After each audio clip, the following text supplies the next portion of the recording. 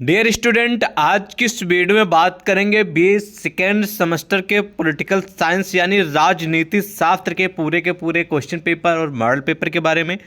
काफ़ी सारे स्टूडेंट के क्वेश्चन भी होंगे और काफ़ी सारे स्टूडेंट जानना भी चाह रहे होंगे कि भैया जो सेकेंड सेमेस्टर में जो हम परीक्षा देने वाले हैं 2024-25 में या फिर आने वाले दिनों में, तो पॉलिटिकल साइंस का मॉडल पेपर कैसा होगा, यानी कि क्वेश्चन पेपर कैसा होगा, कैसे आएगा, उसमें किस प्रकार के क्वेश्चन आएंगे। ठीक है, तो मैंने सोचा एक वीडियो के जरिए आपको इन्फॉर्मेशन कर दिया जाए कि भैया पेपर किस प्रकार का होगा, क्वेश्चन किस प्रकार के होंगे। तो चलिए आज किस वीडियो में इसी के बारे में डिस्कस करेंगे, आपको बताएंगे कि पेपर कैसा होगा, उसमें क्वेश्चन किस प्रकार के आएंगे और कौन कौन से ऐसे क्वेश्चन हैं जो बार बार रिपीट हो रहे हैं जिनको आपको तैयार करना ही करना है। तो इसी सब चीज़ों के बारे में आज की इस वीडियो में डिस्कस करेंगे। तो वीडियो बहुत ही महत्वपूर्ण है, तो वीडियो को पूरा जरूर देखते रहिएगा। आप लोगों के लिए मोस्ट इंपॉर्टेंट वीडियो है, ध्यान से सुन लीजिए। ठीक है, ये आपका अपना ही चैनल सक्सेस टू यू। अगर वीडियो समझ में आएगी, अच्छी लगेगी तो लाइक करके चैनल को सब्सक्राइब कर लीजिएगा, अदरवाइज आपके ऊपर है ही, आप लोग जानते ही हैं। ठीक है, आते हैं मेन मुद्दे पे।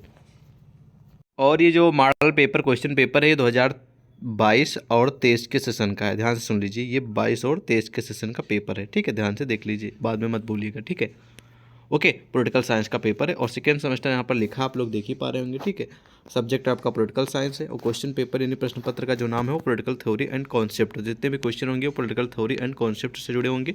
इसी तरह आपको समय भी दिया होगा, अगर 3 घंटे का समय मिलेगा तो 3 आवर्स लिखा रहेगा, 2 घंटे का समय मिलेगा तो यहाँ पर 2 आवर्स लिखा रहेगा। 75 नंबर का पूर्णांक होता है, आप सभी को मालूम है। 3 प्रकार के प्रश्न पूछे जाते हैं, अति लघु उत्तरीय, लघु उत्तरीय, दीर्घ उत्तरीय। तो सबसे पहले अति लघु उत्तरीय देखेंगे, उसके बाद लघु उत्तरीय देखेंगे, उसके बाद विस्तृत उत्तरीय यानी कि दीर्घ उत्तरीय देखेंगे। ठीक है, और यहाँ पर लिखा भी है कि कितने क्वेश्चन का आंसर कितने शब्दों में देना है। और एक खास बात ये, जो हमारे ब्रिलियंट मतलब कि जो हमारे ब्रिलियंट छात्र हैं, ब्रिलियंट मतलब कि स्मार्ट स्टूडेंट है, ठीक है, वो सबसे पहले क्या करेंगे, जब परीक्षा देने जाएंगे तो उनको पेपर मिलेगा तो क्या करेंगे, सबसे पहले जो इंस्ट्रक्शंस होते हैं, नोट होता है, उसको पढ़ते हैं। लेकिन जो घोंचू स्टूडेंट होते हैं ना, बेवकूफ़ जिनको बोलते हैं, वो क्या करते हैं ना, क्वेश्चन का आंसर जैसे क्वेश्चन पेपर मिला उसका आंसर देना शुरू कर दिया। अब उनको ये नहीं मालूम कि कौन से क्वेश्चन का आंसर कितने शब्दों में देना है, ठीक है, और कैसे देना है, ये उनको नहीं मालूम, बस वो लिखना शुरू कर देते हैं। तो वो क्या कहते हैं, उनको क्या कहते हैं कि घोंचू स्टूडेंट। लेकिन आप हमसे जुड़े हैं और आप हमारे छात्र हैं तो आप लोग स्मार्ट हैं ही। ठीक है, अगर नहीं जानते तो ध्यान से सुन लीजिए। पहले आपको जो यहाँ पर दिशा निर्देश दी जाएंगी इनको पढ़ लेना, क्योंकि इससे यहाँ पर आपको जानकारी ये मिलती है कि अति लघु उत्तरीय में कितने क्वेश्चन का आंसर देना है, ठीक है, और कितने शब्दों में देना है और उसके लिए कितने नंबर मिलेंगे। ठीक है, तो आप इसी हिसाब से लिखेंगे तो आप लोगों को अच्छे नंबर भी मिलेंगे और आपका टाइम भी बचेगा। ठीक है, तो यहाँ पर 50 शब्दों में ही लिखना उत्तर, अगर ज़्यादा में लिखेंगे तब भी मिलेंगे 2 ही नंबर और 50 शब्दों में लिखेंगे तब भी 2 ही नंबर मिलेंगे, तो ध्यान रखना है। ठीक है, ओके। हालांकि हर यूनिवर्सिटी में अलग अलग रूल्स होते हैं, जितने भी शब्दों में बोलेगा उतने में लिखना है कुल मिला के आपको। पहला प्रश्न पूछा गया था भैया कि राजनीति विज्ञान राज्य का विज्ञान है, बताइए। तो ध्यान से सुन लीजिए, राजनीति विज्ञान जो है जिसको आप लोग पढ़ रहे हैं पॉलिटिकल साइंस, ये राज्य का यानी कि जो हमारा राज्य है, जो हमारे स्टेट हैं, ठीक है, भारत में बहुत सारे जो राज्य हैं, ठीक है, तो उस चीज़ के विज्ञान के बारे में बताना है। राज्य का विज्ञान है, इसके बारे में स्पष्ट करना है।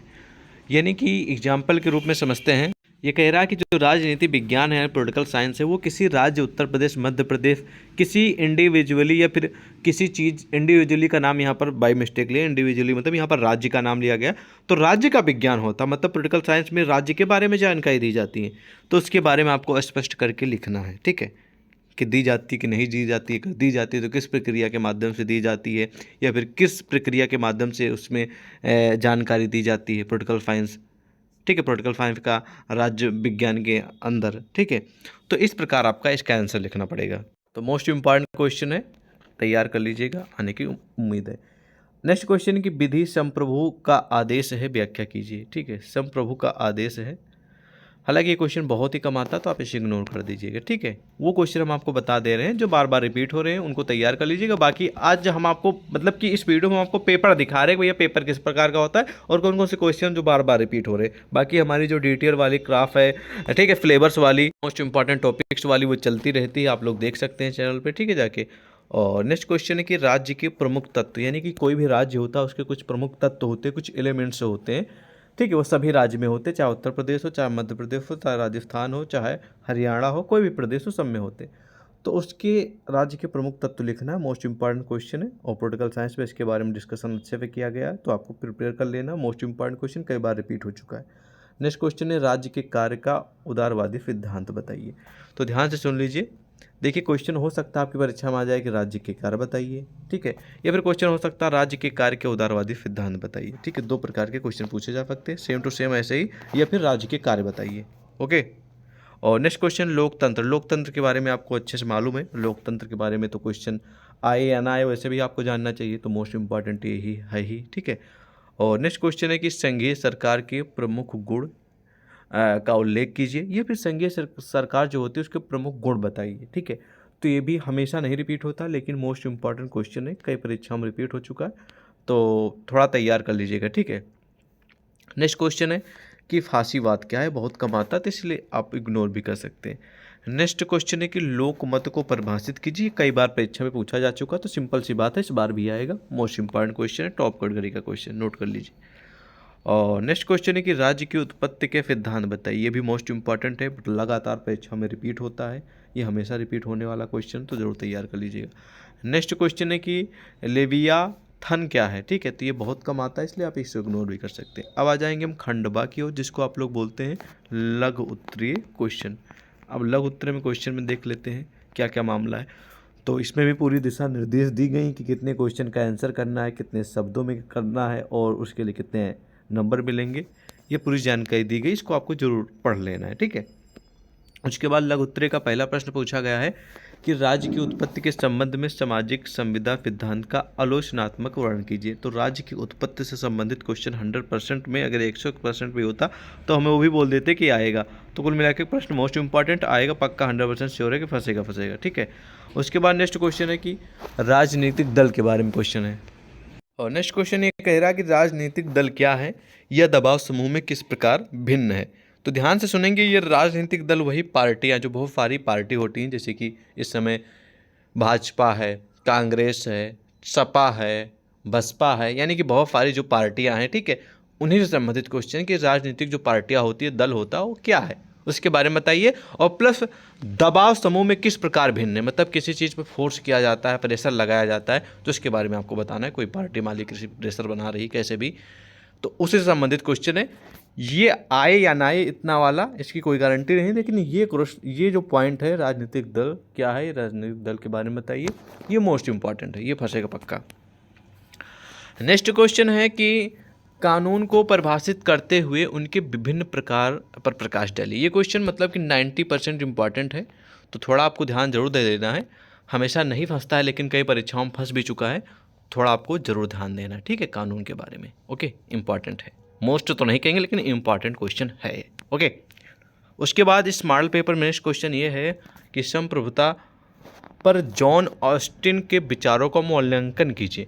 मतलब कि एक प्रमुख जॉन ऑस्टिन इनका नाम है, और ये हैं प्रमुख समाजशास्त्री और राजनीतिज्ञ हैं। क्या हैं? राजनीतिज्ञ हैं और विद्वान समाजशास्त्री हैं। तो इनके अनुसार संप्रभुता का मतलब क्या होता है, या संप्रभुता को लेकर इनके क्या विचार हैं प्रमुख विद्वान जॉन ऑस्टिन के, ठीक है, आपको वही लिखना है, ठीक है, ध्यान रखना है, ओके।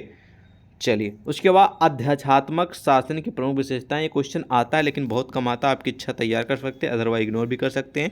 और नेक्स्ट क्वेश्चन है कि न्याय की अवधारणा की व्याख्या कीजिए। सेम उसी तरह ये भी क्वेश्चन है, हमेशा नहीं बचता लेकिन कई परीक्षाओं में आ चुका है, तो आपकी इच्छा तो पढ़ भी सकते हैं, इग्नोर भी कर सकते हैं, ठीक है। नेक्स्ट क्वेश्चन है कि संघात्मक शासन के प्रमुख लक्षण बताइए। तो संघात्मक शासन से जुड़ा एक क्वेश्चन फंसेगा, वो चाहे जो भी आए, चाहे यही आ जाए या फिर संघात्मक शासन से जुड़ा कोई अन्य क्वेश्चन फंसे, लेकिन फंसेगा पक्का, श्योर है, ठीक है। और नेक्स्ट क्वेश्चन भी मोस्ट इंपॉर्टेंट है, धर्मनिरपेक्षता। और धर्मनिरपेक्षता से संबंधित एक और क्वेश्चन फंसता है, कई बार फंस चुका है, एक समय मुझे ध्यान नहीं मैं आपको बता देता। धर्मनिरपेक्षता तो कॉमन क्वेश्चन है, धर्मनिरपेक्षता की अवधारणा के बारे में बताइए। पर एक क्वेश्चन और है, धर्मनिरपेक्षता से ही रिलेटेड है कोई क्वेश्चन, मुझे ध्यान नहीं है फिलहाल, ध्यान आएगा तो मैं आपको बता दूंगा। लेकिन ये दोनों क्वेश्चन बहुत ही महत्वपूर्ण, धर्मनिरपेक्षता और जो मुझे ध्यान नहीं वो वाला, ओके। अब आ जाएंगे हम खंडसा की ओर। खंडसा में आपको दीर्घ उत्तरीय, जिनको विस्तृत उत्तरीय क्वेश्चन बोलते हैं, वो पूछे जाते हैं, ठीक है। और यहाँ पर भी पूरी दिशा निर्देश दी गई हैं, आपको रीड कर लेना है, ठीक है, ओके। उसके बाद पहला प्रश्न है दीर्घ उत्तरीय का कि स्वतंत्रता और समानता के मध्य संबंध का आलोचनात्मक परीक्षण कीजिए। ठीक है, तो ये क्वेश्चन स्वतंत्रता से जुड़ा एक क्वेश्चन आएगा जाता है। अब जरूरी नहीं कि यही आए भैया, लेकिन ये क्वेश्चन हमेशा नहीं पूछा जाता, लेकिन 60% इंपॉर्टेंट है। अब क्या आपके पास समय है तो बेशक इसको तैयार कर सकते हैं, और आपके पास समय ज़्यादा नहीं है तो आप इसे इग्नोर भी कर सकते हैं। ओके, और नेक्स्ट क्वेश्चन जो मोस्ट इंपॉर्टेंट साबित होने जा रहा है आप सभी के लिए कि संसदीय शासन प्रणाली की प्रमुख सफलता व विफलता के स्रोत बताइए। तो संसद से जुड़ा या फिर संसदीय शासन से जुड़ा एक क्वेश्चन हमेशा फंसता है, इस बार भी फंसेगा, श्योर है, इसको नोट कर लीजिए। अगला प्रश्न भी मोस्ट इंपॉर्टेंट कि लोक कल्याणकारी राज्य की अवधारणा को स्पष्ट कीजिए। कई बार परीक्षाओं में रिपीट हो चुका है, तो इसको भी आपको 100% प्रिपेयर कर ही लेना है। ठीक है, अभी इन सभी का उत्तर कैसे मिलेगा वो भी हम आपको बता दे रहे हैं, कोई बात नहीं है। ठीक है, ये मोस्ट इंपॉर्टेंट को नोट कर लिया। उसके बाद नेक्स्ट क्वेश्चन है कि एकात्मक शासन के गुण दोष की व्याख्या कीजिए। ये भी क्वेश्चन हमेशा पूछा जाता है। एकात्मक शासन, ठीक है, द्वितीय शासन या फिर तृतीय शासन, ऐसे एकात्मक शासन कई बार पूछा जा चुका है। ठीक है, तो इसको आपको जरूर तैयार कर लेना है। ठीक है, ध्यान रखना है। ठीक है, और एकात्मक, द्वितीय, तृतीय, ठीक है, ये कई बार पूछे जा चुके हैं, इनको भी आपको ध्यान दे लेना है। खास करके एकात्मक शासन पे आपको जरूर फोकस कर लेना है। ठीक है, तो अब यहाँ पर समाप्त हो जाता पूरा मॉडल पेपर। तो सेम ऐसे ही आपको आपकी परीक्षा में क्वेश्चन पेपर देखने को मिलेंगे, कुछ इसी प्रकार के क्वेश्चन भी आएंगे पेपर में। ठीक है, जो मैंने बताए हैं वो आपकी परीक्षा में 99% आने की पूरी उम्मीद है। जिनको मैंने बताया हमेशा रिपीट होते वो तो पक्का 99% आएंगे ही आएंगे। एक दो क्वेश्चन कुछ नहीं कह सकते, नहीं बाकी जो मैंने बताया वो फंसेंगे। ठीक है, अब आप कहेंगे इनका आंसर कहाँ मिलेगा, तो सिंपल सा फंडा है, इन सभी का आंसर आपको गूगल बाबा है ना, वहाँ पर किसी भी क्वेश्चन का आंसर सर्च करेंगे तो उससे रिलेटेड बहुत सारे आपको आंसर मिल जाएंगे। तो जो आपको अच्छी परिभाषा लगी उसे तैयार कर लीजिएगा। बाकी अगर आपको वहाँ पर नहीं समझ में आ रहा तो वेट कर लीजिए, कुछ दिन में आपकी क्वेश्चन बैंक सीरीज आ जाएगी, तो उसमें से जो मैंने क्वेश्चन बताया उनको तैयार कर लीजिएगा। ठीक है, बाकी हमारी डेली क्लासेज चलती ही रहती हैं, सिलेबस कवर कराएंगे, फिर टॉपिक्स आ जाएंगे, फिर क्वेश्चन आंसर वाली वीडियो चलेंगी, फिर महासंग्राम वीडियो चलेंगी, फिर महासंग्राम रिवीजन क्लास चलेंगे। इसी तरह हम आप लोगों की तैयारी कराएंगे। डोंट वेरी, आप हमसे जुड़ गए हैं सक्सेस टू चैनल से, तो आपकी एग्जाम की जिम्मेदारी हमारी हो गई। सब्सक्राइब करके जाइएगा चैनल। जय हिंद।